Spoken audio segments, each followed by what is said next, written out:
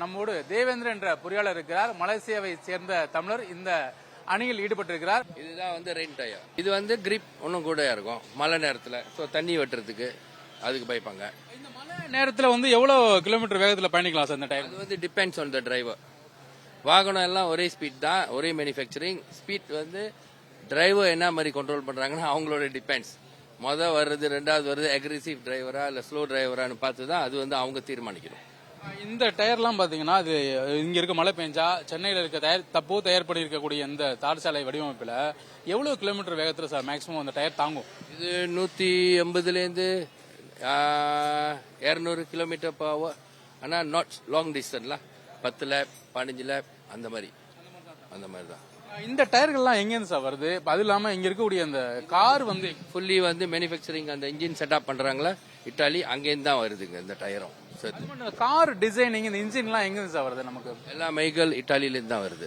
Okay, இப்ப இந்த இன்ஜினை பொறுத்த வரைக்கும் இதோட இந்த ஒரு காஸ்ட் பிளஸ் இந்த ஒரு காரை வடிவமைக்க அந்த காஸ்ட் இந்தியன் ருபீஸ்ல எவ்வளவு ஆகும்?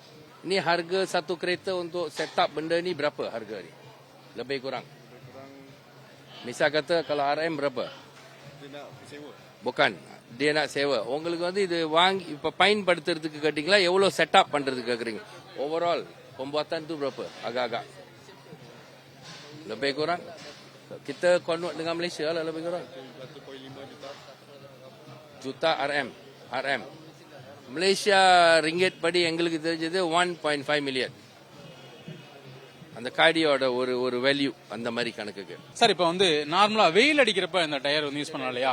இந்த டயர்ல எந்த அளவுக்கு நம்ம ஸ்பீட் போகலாம்? மேக்சிமம் ஒரு 230. டிரைவரோட இது பொறுத்தது 150 இருந்து 230 அந்த மாதிரி வரும்.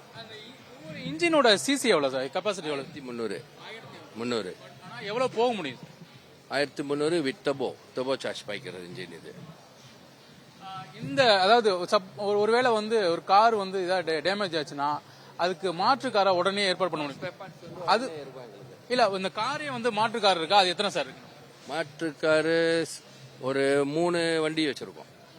3 வண்டி தனித்தனியா மண்ணுக்கு பாகம், பின்னால பாகம், கேர் பாக்ஸ் தனியா, இன்ஜின் தனியா இருக்கும். தேவேந்திரன் என்ற பொறியாளர் மலேசியாவை சேர்ந்த தமிழர், அவரும் இந்த டீம்ல அந்த டயர்கள் குறித்து நம்மகிட்ட விளக்கமா தெரிவித்தார். அதாவது 2 டயர் இருக்கு. ஒன்னு ஒருவேளை மழை பெய்தால் மழைக்கு சாதகமாக இருக்கக்கூடிய அந்த கிரிப் டயர் சொல்லக்கூடிய இந்த வகை டயர்களும், அதே போல வெயில் நேரம் வந்தால் அதிக வெயில் வந்தா அதுக்கு அந்த வெயில டயர் ஆகிற வகையில இந்த ஒரு டயரும் ரெடியா இருக்கு.